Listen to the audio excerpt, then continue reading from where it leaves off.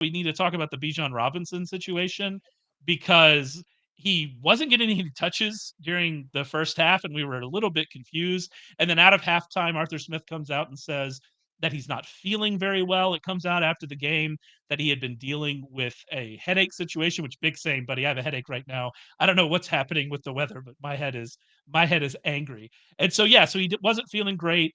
It's, I don't think it matters much moving forward.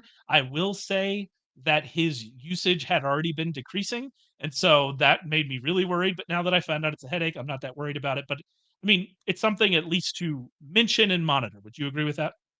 Yeah, it's just something to keep an eye on. Like if it is just a headache or flu-like symptoms, whatever it may be. But it was weird because he wasn't on the injury Yeah. report. He was active. I think he had 6 snaps in the first half and didn't even have a touch. I mean, he was a distant third. And when you don't have updates like that, and you have a guy who was the eighth overall pick in the most recent draft, it certainly is head scratching. But yeah, I think it's something where I would be surprised if he's on the injury report on Wednesday this upcoming week. I think he'll be back on Sunday and all be fine. But it's just another wrinkle to the dark hole or black hole that is Atlanta Falcons fantasy players. Because once again, Tyler Algier. I mean, the offense still runs through Tyler Algier, even though you have, Kyle Pitts had an unbelievable catch today. He only got 4 targets. Drake London had 54 yards. Cordell Patterson got 10 rushes, which I think are more than he had the entire season coming into today. It's just weird. Like what Arthur Smith is doing. I mean, they won again. Wasn't a awe-inspiring performance by the offense. Desmond Ritter, I thought, managed the game well, but for the most part, it was a really weird performance by them, but they just seem to do that every week. I feel like we're a broken record every week talking about how's this team with so many blue chip talents on the offensive side of the ball. How are they running through Tyler Algier? And they did it again.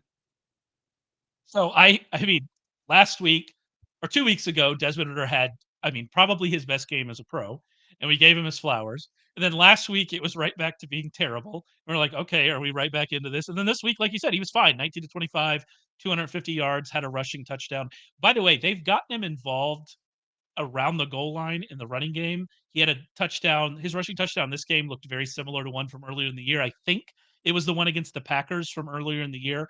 And so they've been getting him involved there. And I like that. I think that they maybe should keep trying to do that with him. They're also asking him to throw the ball down the field. His average depth of target's been over 8 for like each of the last 3 games. And so they're asking him to push the ball. They're asking him to get involved. They're trying to open up this offense. It hasn't worked great, but they won, Curtis. And I think that they're in first place. If I'm remembering correctly, they're in first place alone in their division. So here we are.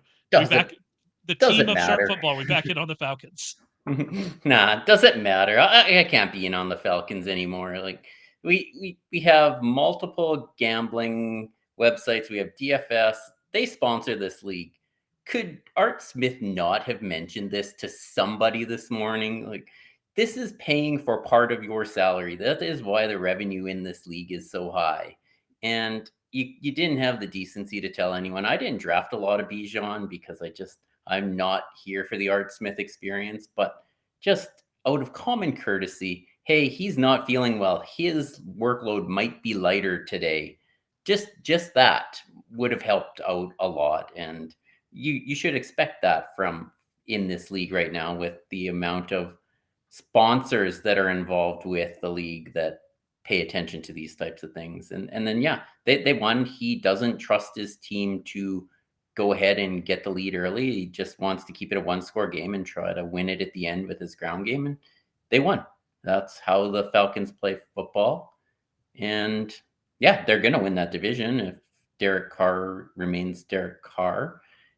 I don't think the Saints can get there. So the Falcons have enough really good pieces that they can just win these games, and their schedule allows them to do it. So yeah, I So think they're going to win.